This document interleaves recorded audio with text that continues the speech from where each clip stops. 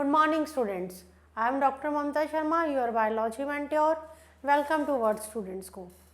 Today I am going to discuss with you the another most important part of chapter 8, class 11th, cell organelles. Cell organelles जो हैं ये एक बहुत important part है. Let us discuss this chapter. Firstly, we discuss about the synopsis. Cell organelles NCERT में दिए गए हैं. इसके ना मैं आपको अलग अलग वीडियोस में भी करवाऊंगी बिकॉज इकट्ठा सिर्फ ओवरव्यू समझ आ सकता है. नीट के पॉइंट ऑफ व्यू से ये पार्ट बहुत ही इम्पॉर्टेंट है. So cell organelles are endomembrane system. अब ये एंडोमेम्ब्रेन सिस्टम के आगे बढ़ेंगे. एंडोमेम्ब्रेन सिस्टम में क्या आती है? Endoplasmic reticulum, Golgi apparatus and vacuoles and lysosomes. These are the four important organelles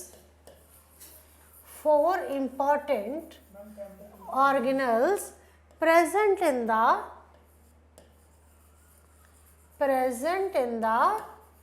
endomembrane system. Endomembrane system के अंदर हमारे पास क्या आते हैं? 4 ऑर्गेनल्स आते हैं.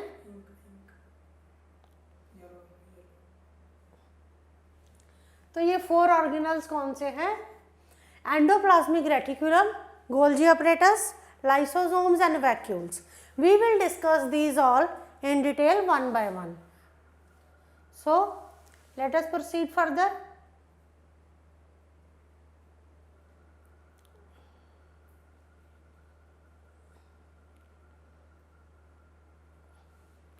Number 1 is the endomembrane system. Endomembrane system, इसका मीनिंग क्या मतलब हुआ एंडोमेम्ब्रेन का? While each of the membranous organelle is distinct in terms of its structure and function. अब अगर सेल पढ़ा था हमने, ओवरव्यू ऑफ सेल किया था उस दिन. So in the overview of cell we have discussed that there are various organelles present inside the cell. These organelles are different in structure as well as in function. तो इसमें ये बात समझने वाली है कि हर ऑर्गेनल जो है उसका डिफरेंट स्ट्रक्चर है और डिफरेंट फंक्शन है. तभी हम कहते हैं ना कि cell is playing all the necessary functions of life.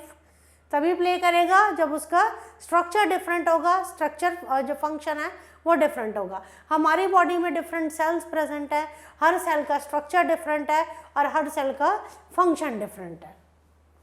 So many of these are considered together as endomembrane system. Endomembrane system इनको क्यों कहा गया? एंडोमेम्ब्रेन सिस्टम इसलिए कहा गया because their functions are coordinated.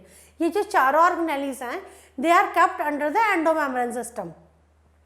Endomembrane system में इसको क्यों इंक्लूड किया गया? Because their functions are coordinated. इनके फंक्शंस आपस में इंटर रिलेटेड है. कैसे? We will discuss.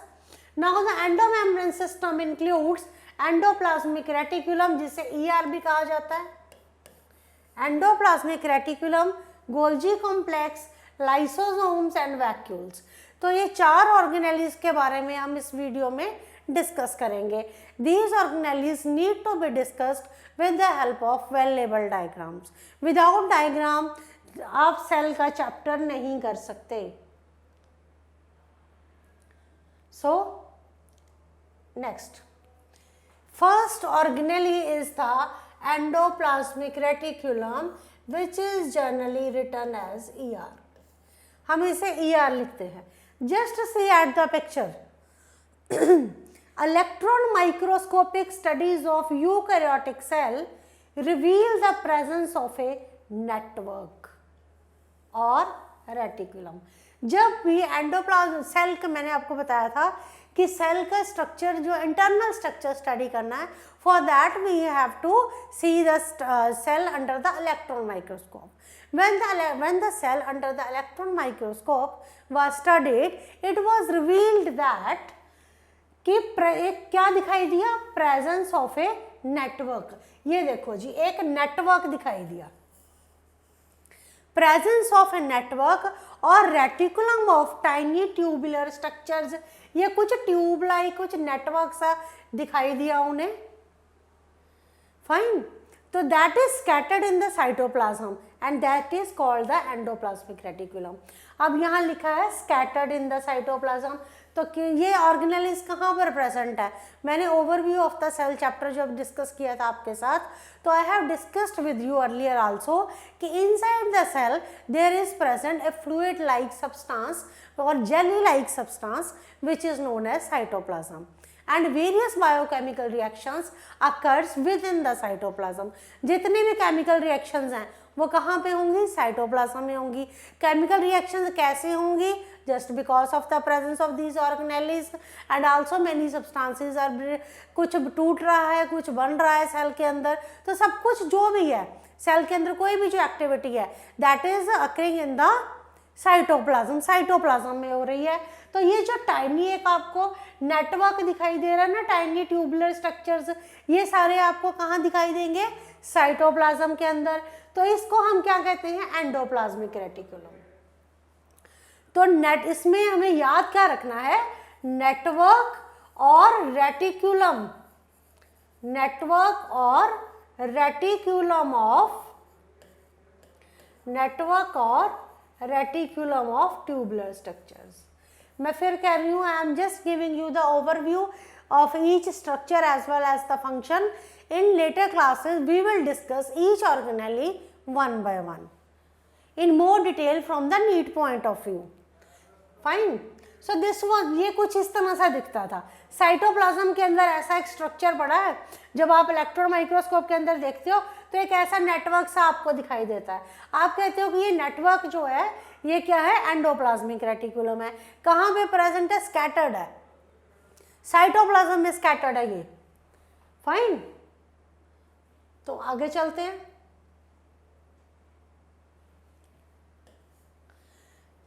ये जो एंडोप्लाज्मिक रेटिकुलम है, it divides the intracellular space into two distinct compartments. Intracellular space कौन सी हुई? सेल के अंदर की स्पेस को, the space inside the cell, ये आपका सेल है, सेल के अंदर जो स्पेस है उसे कहते हैं इंट्रासेलुलर स्पेस। Intracellular space. अब ये जो एंडोप्लाज्मिक रेटिकुलम है, मैंने कहा it is scattered in the cytoplasm. अब क्या है? साइटोप्लाज्म में ये स्कैटर्ड है। ये क्या करता है? ये जो साइटोप्लाज्म में स्कैटर्ड है, तो इनसाइड द सेल जो सेल के अंदर स्पेस होती है उसे कहते हैं इंट्रासेलुलर स्पेस। ये इंट्रासेलुलर स्पेस को दो डिस्टिंक्ट कंपार्टमेंट्स में डिवाइड कर देता है। दो डिस्टिंक्ट कंपार्टमेंट्स कौन सी है?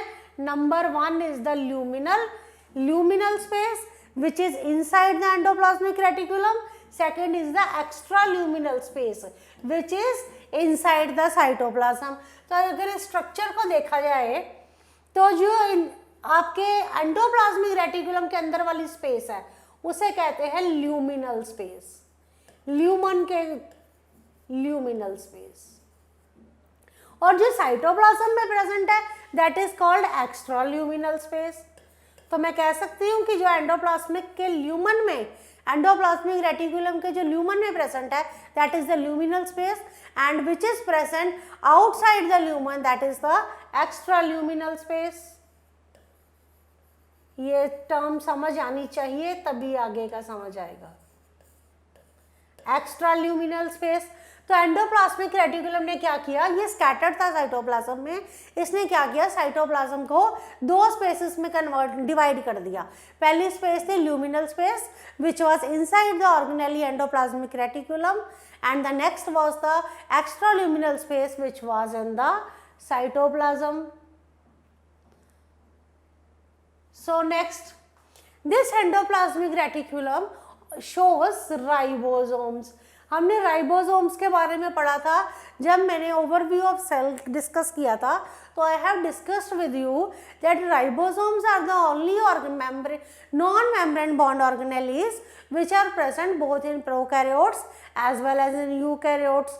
तो राइबोसोम्स जो है वो प्रोकैरियोटिक सेल में भी प्रेजेंट होते हैं and they are present also in eukaryotic cell.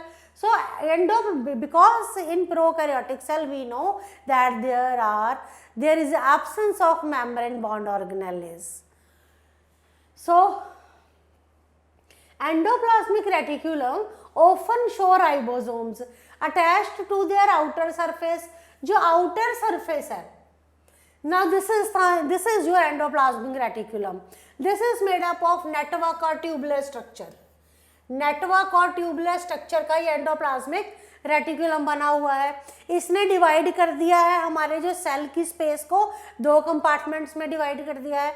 अब हम कहते हैं कि अगर आप इसके ऊपर वाले सरफेस को देखें तो ये ग्रीन कलर के जो स्ट्रक्चर्स हैं, दीज आर कॉल्ड राइबोसोम्स. इनको हम क्या कहते हैं? राइबोसोम्स कहते हैं. कुछ स्ट्रक्चर्स प्रेजेंट है जिन्हें हम राइबोसोम्स कहते हैं. अब जो जिस पार्ट में देखो ऊपर वाला पार्ट है जो एंडोप्लाज्मिक रेटिकुलम का, वहां पे राइबोसोम्स प्रेजेंट हैं, लेकिन नीचे वाला जो पार्ट है एंडोप्लाज्मिक रेटिकुलम का, दैट बियर्स नो राइबोसोम्स. तो on the basis of the presence of ribosomes and the absence of ribosomes, we will divide the endoplasmic reticulum into two parts. आप endoplasmic reticulum को दो parts में divide कर लो. किस base पे divide करेंगे? On the basis of presence of reticulum और presence of ribosomes और एब्सेंस ऑफ राइबोसोम्स. अगर राइबोसोम प्रेजेंट है RER, उसे कहेंगे रफ एंडोप्लाज्मिक रेटिकुलम. अगर राइबोसोम्स एब्सेंट हैं तो स्मूथ एंडोप्लाज्मिक रेटिकुलम. इसको एक बड़े कॉमन से एग्जांपल के साथ समझते हैं. टीन एज में हमारे फेस पे पिंपल्स हो जाते हैं बहुत, तो that pimples are ribosomes and our face is the rough endoplasmic reticulum. But without जिनकी क्लियर स्किन होती है, that is the smooth endoplasmic reticulum. Right. तो अभी तक हमें सिर्फ यही समझना था कि on the basis of ribosomes they show they are attached to their outer surface. ये बात समझनी बहुत जरूरी है कि जो राइबोसोम्स हैं they are attached to their outer surface. Now endoplasmic reticulum bearing ribosomes on their surface is called rough endoplasmic reticulum. तो जिस पार्ट में एंडोप्लाज्मिक रेटिकुलम के राइबोसोम्स प्रेजेंट होते हैं, तो that part is known as rough endoplasmic reticulum. Now in the absence of ribosomes, जहां ribosomes नहीं होते, दैट पार्ट अपीयर्स स्मूथ. वो पार्ट स्मूथ अपीयर होता है and that part is known as smooth endoplasmic reticulum. So I was discussing with you कि on the basis of presence of ribosomes, हमने सिर्फ ये देखना है, ये स्ट्रक्चर है एंडोप्लाज्मिक रेटिकुलम का. ये जो एंडोप्लाज्मिक रेटिकुलम का स्ट्रक्चर है on the basis of ribosomes, तो अगर राइबोसोम्स प्रेजेंट है तो that structure is known as rough endoplasmic reticulum. If there is absence of ribosome, that structure is known as smooth endoplasmic reticulum. तो हम इसके बारे में आगे फंक्शन पढ़ेंगे तो हमें और क्लियर होगा कि ये क्या है. ठीक है जी.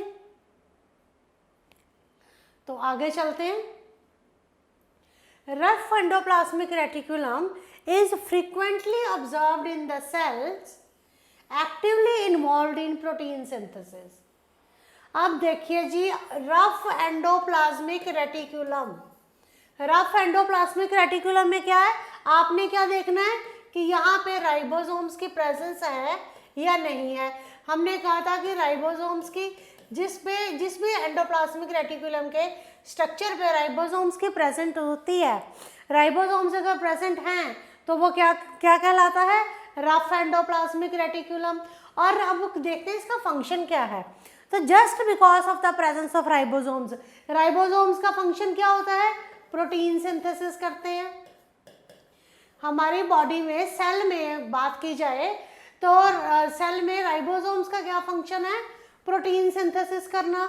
तो रफ एंडोप्लाज्मिक रेटिकुलम का फंक्शन क्या है, that is involved in the synthesis, in the protein synthesis and secretion.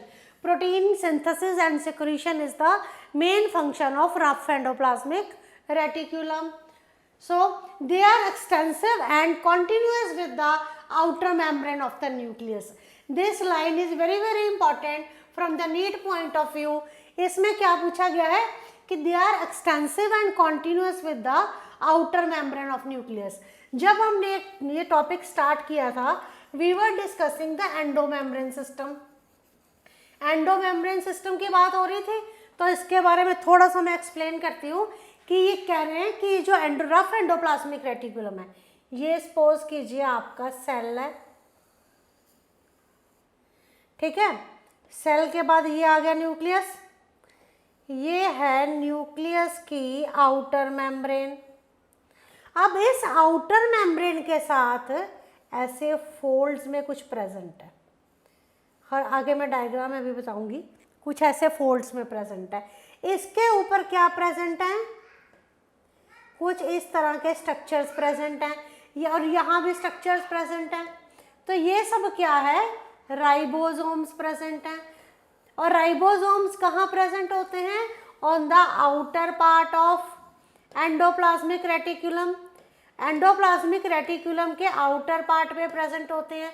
तो जो पार्ट और क्या बताया जा रहा है कि ये कॉन्टिन्यूशन है, किसके कॉन्टिन्यूशन है, ये आउटर मेम्ब्रेन से आपका एंडोप्लाज्मिक रेटिकुलम बनता है। नीट का इंपॉर्टेंट पॉइंट ऑफ व्यू से बहुत इंपॉर्टेंट क्वेश्चन है कि एंडोप्लाज्मिक रेटिकुलम के ओरिजिन का कहाँ से है, कहाँ से ओरिजिन है इसका, तो that is the continuation of the outer membrane of the nucleus.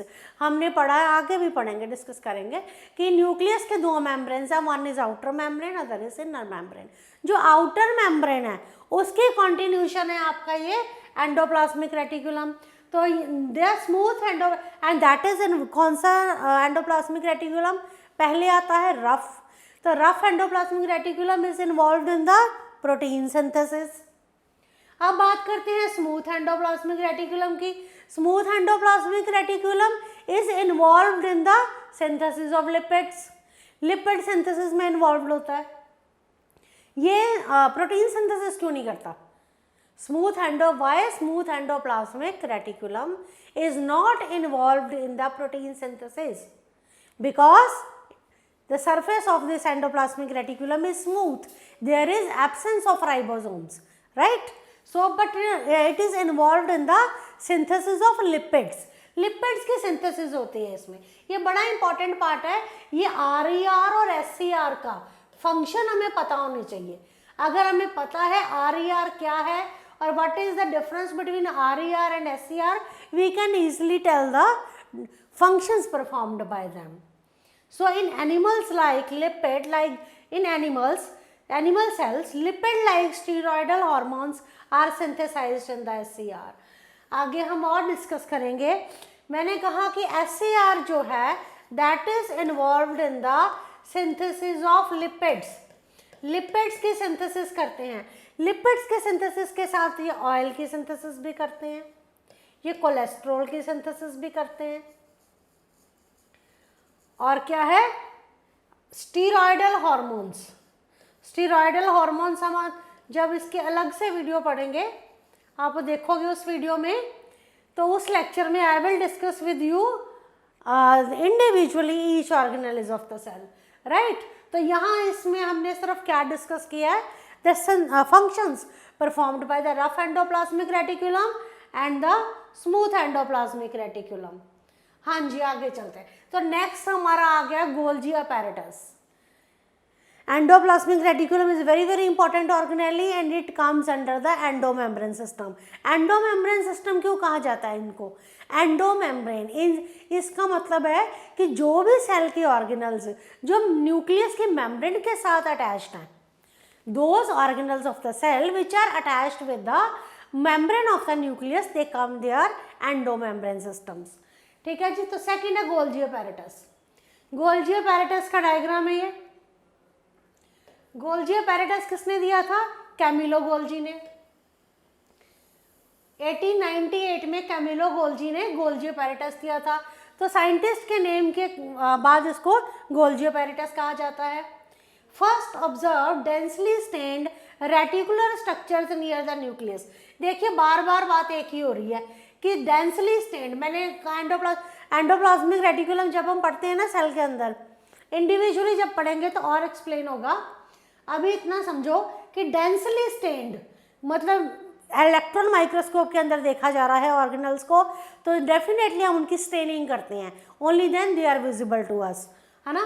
तो कैमिलो गोल्जी ने इसको नाम दिया गोल्जी एपैरेटस। तो सबसे पहले ऑब्जर्व क्या किया गया कि डेंसली स्टेन्ड स्ट्रक्चर्स थे, रेटिकुलर स्ट्रक्चर, रेटिकुलर फिर वही बात आ गई कि नेटवर्क है। रेटिकुलर का क्या मतलब होता है? रेटिकुलर का मतलब होता है network, network structures and near the nucleus, nucleus के पास ऐसे रेटिकुलर स्ट्रक्चर्स प्रेजेंट होते हैं। तो these were named later Golgi bodies by him. उसके बाद इनको क्या कहा गया? गोल्जी बॉडीज भी कहते हैं, गोल्जी एपैरेटस भी कहते हैं। They consist of many flat disc shaped sacs or cisternae. देखो जी, ये आप थोड़ा सा स्ट्रक्चर देखो, ये जो इस तरह के स्ट्रक्चर्स है, डिस्क इस तरह के जो स्ट्रक्चर्स आ रहे हैं, इनको कहा जाता है disc shaped sacs or cisternae. इसको आप सिस्टर्ने भी कहते हो और डिस्क शेप्ड सैक्स भी कहते हो। अब इनका कितना है? 0.5 सेंटीमीटर टू 1.0 सेंटीमीटर डायमीटर है इनका। आपको याद रखना है कि ये फिगर आपकी गोल्जी एपैरेटस की है। अब गोल्जी एपैरेटस न्यूक्लियस के पास होता है। न्यूक्लियस के आउटर मेम्ब्रेन से कौन अराइज हुआ? अभी हमने डिस्कस किया कि न्यूक्लियर के आउटर मेम्ब्रेन से कौन अराइज हो रहा है? Endoplasmic reticulum. पहले फर्स्ट आउटर पार्ट कौन सा है? First part rough endoplasmic reticulum, later part है smooth endoplasmic reticulum. Endoplasmic reticulum के बिल्कुल पास सेकंड ऑर्गेनल प्रेजेंट है जिसे कहते हैं गोल्जी बॉडीज या गोल्जी एपैरेटस। कैमिलो गोल्जी ने दिया था। अब ये कैसा दिखता है? ये भी कहते हैं नेटवर्क सा स्ट्रक्चर है, रेटिकुलम नेटवर्क स्ट्रक्चर है, डिस्क शेप्ड सैक्स हैं। ये देखिए आप सैक्स, ये आगे सिस फेस ट्रांसफेस, जब मैं इंडिविजुअल करवाऊंगी आपको, in that we will discuss. अभी इतना ही देखना है कि ये सिस्टर्ने है, फ्लैट सिस्टर्ने से बना हुआ है। आगे चलते हैं। These are stacked parallel to each other। देखो जी, ये है इस तरह का स्ट्रक्चर, ऐसा है कुछ ऐसा। ये हैं सैक लाइक स्ट्रक्चर्स हैं, या इनको क्या कहा उसने? सिस्टर्ने। ये रहे सिस्टर्ने। ये जो सिस्टर्ने हैं दे लाई पैरेलल टू ईच अदर, ये एक दूसरे के पैरेलल अरेंज्ड हैं। They lie parallel to each other. Varied number of cisternae are present in a Golgi complex. मतलब जो number of cisternae है that varies. Golgi cisternae are concentrically arranged near the nucleus with distinct convex cis। देखो जी, इसको हम थोड़ा सा ना दो पार्ट में समझते हैं। Golgi cisternae are concentrically arranged near the nucleus। देखिए जरा, ये न्यूक्लियस के पास इस तरह से अरेंज्ड है, parallel to each other with distinct convex cis side. ये फेस है सिस फेस, ये है ट्रांस फेस। मैं थोड़ा सा इसको एक्सप्लेन और करूँगी तो ये क्लियर हो जाएगा। सिस फेस को कहते हैं फॉर्मिंग फेस और कनकेव और ट्रांस फेस को कहते हैं maturing face. Cis and trans phase of the organelle are entirely different but interconnected। ये cis phase बिल्कुल different है trans phase से, but they are interconnected to each other। देखो जी, ये है हमारे सैक लाइक स्ट्रक्चर जो कंसेंट्रिकली अरेंज्ड हैं, पैरेलल अरेंज्ड हैं, न्यूक्लियस के पास हैं। ये है हमारा सेल, ये हो गया न्यूक्लियस, सेल ये हो गया न्यूक्लियस, और न्यूक्लियस के पास ये आपका आ गया एंडोप्लाज्मिक रेटिकुलम। थोड़ा सा समझिए बस अभी, ये आ गया आपका रफ पार्ट, ये पीछे वाला स्मूथ पार्ट आ गया। अब जो भी आपका इसमें proteins, rough endoplasmic reticulum is involve in the synthesis of proteins. तो जो हमारी प्रोटीन बनेगी वो प्रोटीन कैसे बाहर जाएगी? यहाँ पे कुछ ट्यूबुलर स्ट्रक्चर्स हैं, ये सारा आगे डायग्राम्स में हम करेंगे एक्सप्लेन, जिसमें इंडिविजुअली हर ऑर्गेनली कंसिडर होगी। तो यहाँ पे क्या है? आपके वेसिकल्स हैं, यहाँ ना वेसिकल्स हैं। ये वेसिकल्स कौन? वैक्यूल्स। आपके जो वेसिकल्स हैं ये क्या करते हैं? अब जो आप राइबोसोम ने, रफ एंडोप्लाज्मिक रेटिकुलम ने यहाँ प्रोटीन बना दिया, प्रोटीन सिंथेसिस होगी। अब ये प्रोटीन आएगा आपका इस वेसिकल्स में। वेसिकल्स प्रेजेंट है जो किसमें? इनमें क्या है, प्रोटीन आ गया। अब ये प्रोटीन कहाँ जाएगा, ये प्रोटीन जाएगा गोल्जी बॉडीज में। गोल्जी बॉडीज में जब जाता है तो यहाँ पे इस प्रोटीन की क्या होती है, मॉडिफिकेशन। इसको थोड़ा सा और समझते हैं। ये सेल है, सेल के अंदर हमने कहा न्यूक्लियस प्रेजेंट है। न्यूक्लियस के साथ ही मैंने कहा था एंडोमेम्ब्रेन सिस्टम पढ़ रहे हैं, तो एंडोमेम्ब्रेन सिस्टम का जो आउटर मेम्ब्रेन है उस पर एंडोप्लाज्मिक रेटिकुलम है। एंडोप्लाज्मिक रेटिकुलम जो भी प्रोटीन्स बनाएगा, रफ एंडोप्लाज्मिक रेटिकुलम, तो वो किस में जाएंगे, वेसिकल्स में। वेसिकल्स कहाँ प्रेजेंट है, at the end of this endoplasmic reticulum. अब एंडोप्लाज्मिक रेटिकुलम के दो फेस हैं, एक है सिस फेस, एक है ट्रांस फेस। सेम जो प्रोटीन बन गया वो किस में जाएगा, नेक्स्ट कौन सी ऑर्गेनल पड़ा है एंडोप्लाज्मिक रेटिकुलम के बाद, हमारा गोल्जी अपैरेटस। वो प्रोटीन चला जाएगा गोल्जी अपैरेटस में। ये जब गोल्जी अपैरेटस में प्रोटीन जाता है तो क्या बनता है, जो प्रोटीन एंडोप्लाज्मिक रेटिकुलम ने सिंथेसाइज किया उसकी मॉडिफिकेशन होगी। कहाँ पर होगी उसकी मॉडिफिकेशन, गोल्जी अपैरेटस में। इसीलिए कहा गया है कि these organelles are structurally very very different but their functions are interrelated with each other. इनमें कुछ इंटर रिलेशंस हैं। एंडोप्लाज्मिक रेटिकुलम अगर प्रोटीन बनाएगा ही नहीं तो किस वेसिकल में प्रोटीन का ट्रांसपोर्ट होना है, ट्रेवल करना है प्रोटीन को, हमने वहाँ से हमने गोल्जी अपैरेटस में भेजना है, तो कौन सा प्रोटीन जाएगा, जो रफ एंडोप्लाज्मिक रेटिकुलम प्रोटीन बनाएगा वो वेसिकल्स में आएगा, और vesicles containing the protein that will go into the Golgi apparatus. ठीक है जी, जैसे इसके गोल्जी अपैरेटस के सिस और ट्रांसफेस होते हैं, सिमिलरली एंडोप्लाज्मिक रेटिकुलम के भी सिस और ट्रांसफेस होते हैं। ठीक है, फर्स्ट फेस और ये ऊपर वाला होता है सिस फेस, नीचे ट्रांसफेस होता है। तो आगे पढ़ेंगे तो, और ये रहे आपके न्यूली फॉर्म्ड वेसिकल जिसमें प्रोटीन है, ये सिक्रीटरी वेसिकल्स, जिसमें से जो प्रोटीन कंटेनिंग सिक्रीटरी वेसिकल्स है, जिसमें से प्रोटीन कहाँ आता है, गोल्जी अपैरेटस में। देखिए आगे, Golgi apparatus principally perform the function of packaging material. ये इसका फंक्शन क्या है गोल्जी अपैरेटस का, पैकेजिंग मटेरियल। किस चीज़ की पैकेजिंग, प्रोटीन की। कौन सा प्रोटीन, जो एंडोप्लाज्मिक रेटिकुलम से आया। एंडोप्लाज्मिक रेटिकुलम से जो प्रोटीन आया उसकी पैकेजिंग होगी। अब जब पैकेजिंग होगी, और साथ में मैं यहाँ वर्ड यूज़ करूँगी, जब मॉडिफिकेशन होगी, पैकेजिंग होगी या फिर जब मॉडिफिकेशन होगी। मॉडिफिकेशन होगी तो ये कहाँ पर डिलीवर होगा, अब हमने उस आगे डिलीवर करना है either to the cellular targets or secreted outside the cell.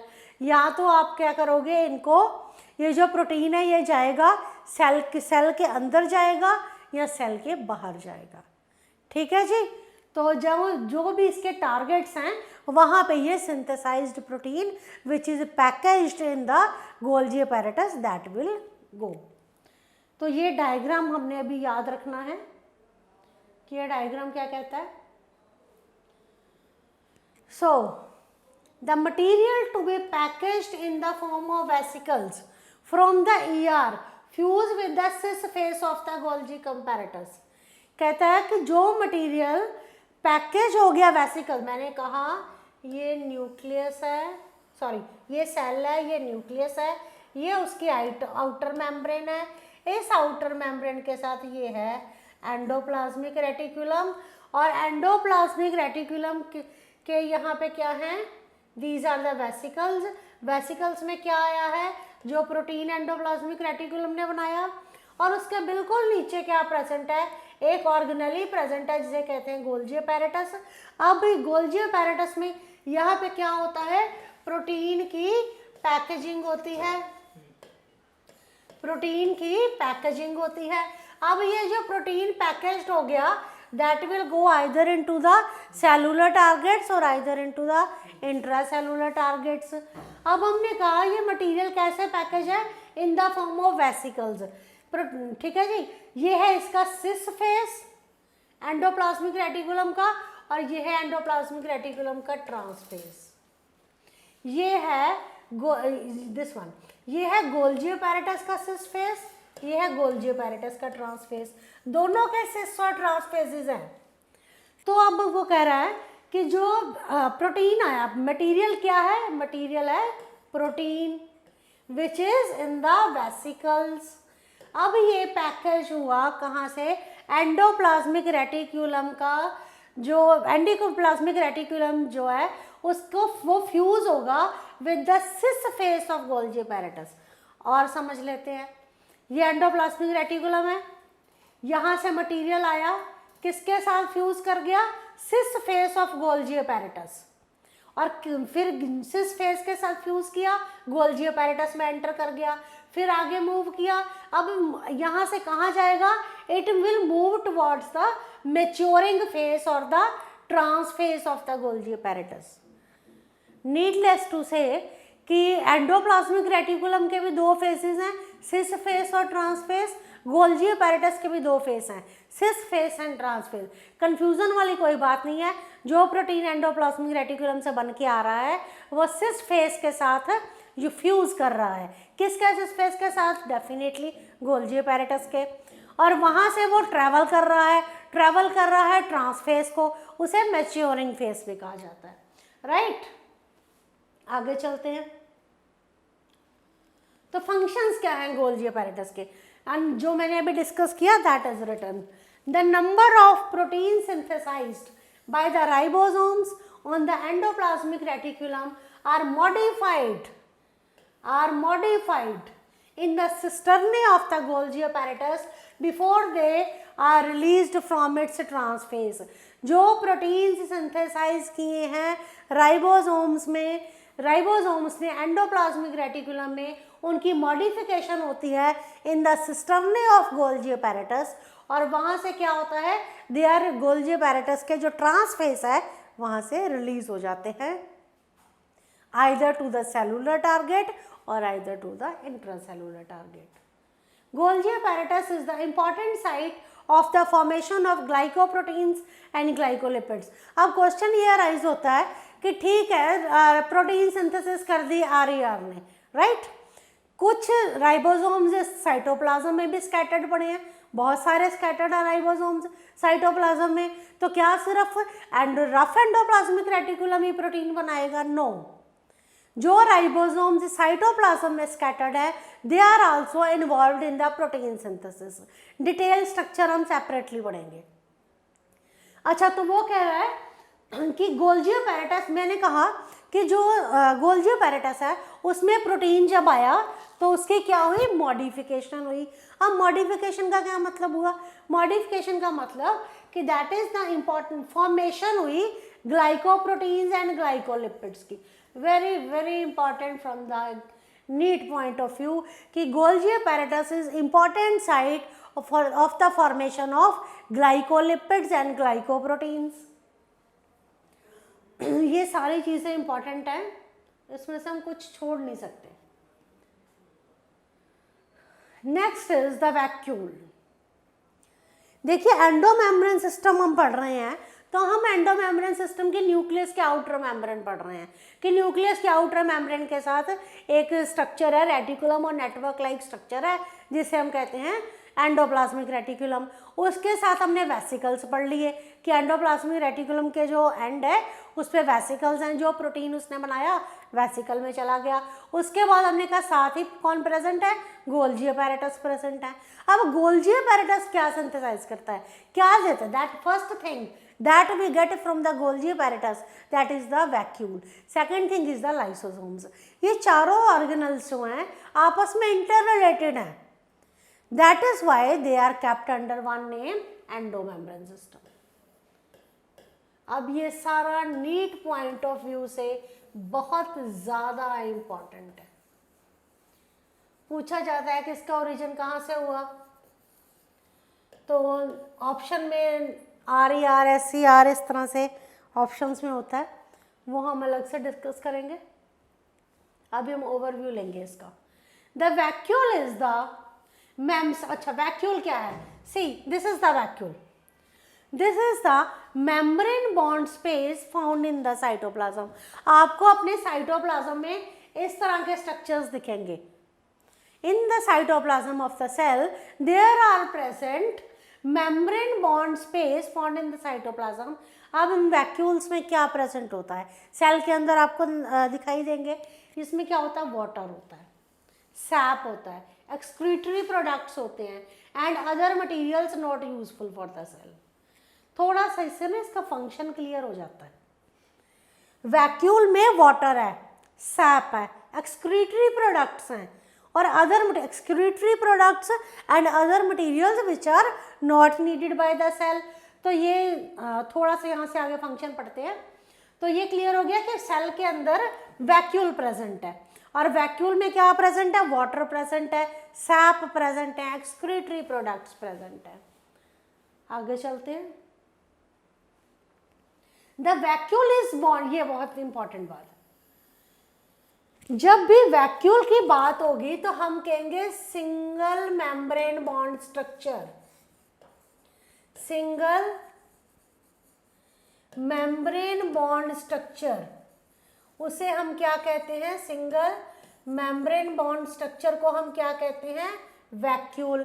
The vacuole is bound by single membrane called tonoplast. Question always asked from this part कि टोनोप्लास्ट क्या होता है? तो जो वैक्यूल है that is surrounded by single membrane which is known as tonoplast. In plant cells में क्या होता है? अब अगर आपने स्ट्रक्चर, जब मैंने ओवरव्यू ऑफ सेल करवाया था, I was discussing with you about the plant cell and the animal cell. In that part I discussed that the structure of plant cell as well as the animal cell with you. तो उसमें मैंने ये बताया था कि अगर आप plant cell का स्ट्रक्चर देखें तो प्लांट सेल में 90% जो स्ट्रक्चर है that is occupied by the vacuole. We will discuss it again also in separate portions, but the thing is it must be clear that in plant cell vacuole occupy 90% of the cell. तो देखिए जी, in plant cell the vacuole can occupy 90% of the volume of cell. ना आपका जो plant cell है, plant cell में 90% जो volume है सेल का that is occupied by the vacuoles. आगे चले। इन प्लांट्स, तो मैंने क्या कहा था? टोनोप्लास्ट पे क्वेश्चन आएगा। टोनोप्लास्ट अब क्या होता है? टोनोप्लास्ट है कि आपका जो वैक्यूल है that is surrounded by a single membrane which is known as tonoplast. This in plants, the tonoplast facilitates the transport of a number of ions and other materials against the concentration gradient into the vacuole. Concentration is higher in the vacuole than in the cytoplasm. कहते हैं plants में जो single membrane है which is surrounding the vacuole that is tonoplast. इसका function क्या है? ये क्या करती है?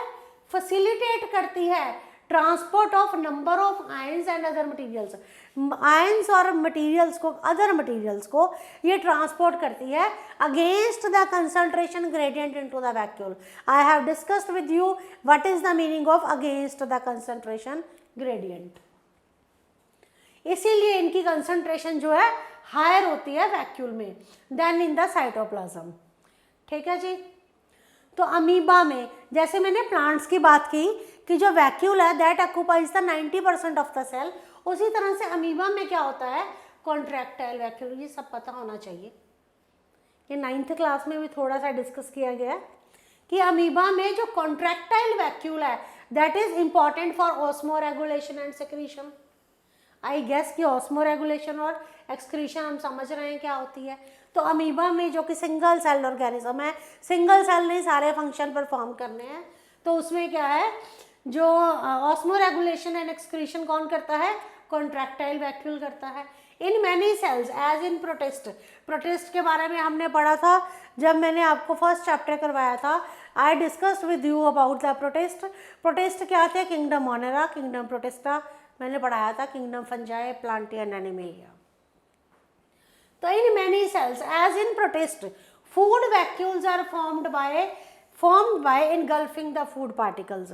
तो food vacuole कैसे बनता है? By engulfing the food particles. तो अगर आपने ये स्ट्रक्चर देखा हो तो ये इस तरह से कुछ बनता है, ये होता है फूड, ये अमीबा, ये उसका फूड वैक्यूल है, यहाँ फूड पड़ा है, इसने इसको एनगल्फ करने के लिए अपनी मेम्ब्रेन से एक वैक्यूल बना लिया, तो ये फूड इसके अंदर गया and it goes inside the body of the amoeba. तो इस तरह से कुछ अमीबा की इंपॉर्टेंस, वैक्यूल की क्या इंपॉर्टेंस है अमीबा के स्ट्रक्चर में? कॉन्ट्रैक्टाइल वैक्यूल प्रेजेंट है। ठीक है जी।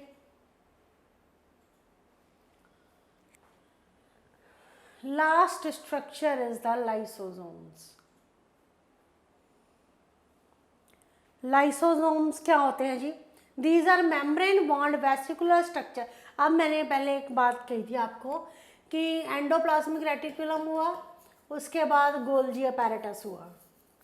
तो गोल्जी अपैरेटस दो चीज़ें देता है हमें, एक तो देता है वैक्यूल, दूसरा देता है lysosomes. So these are the membrane bound vesicular structures. Membrane bound vesicular structures हैं, कैसे बनते हैं? By the process of packaging in the Golgi apparatus. तो जो पैकेजिंग और मॉडिफिकेशन का फंक्शन परफॉर्म करता है गोल्जी अपैरेटस, उससे क्या मिलते हैं? लाइसोसोम्स मिलते हैं। ठीक है जी। तो इस तरह से कुछ है, ये लाइसोसोम्स है, ये सेल का स्ट्रक्चर है। मेरे ख्याल से हम गेस कर सकते हैं कि ये कौन से सेल का स्ट्रक्चर है। ये प्लांट सेल का स्ट्रक्चर है कि एनिमल सेल का स्ट्रक्चर है? We can guess it. So, the isolated lysosome vesicles have found to be very rich in almost all type of hydrolytic enzymes.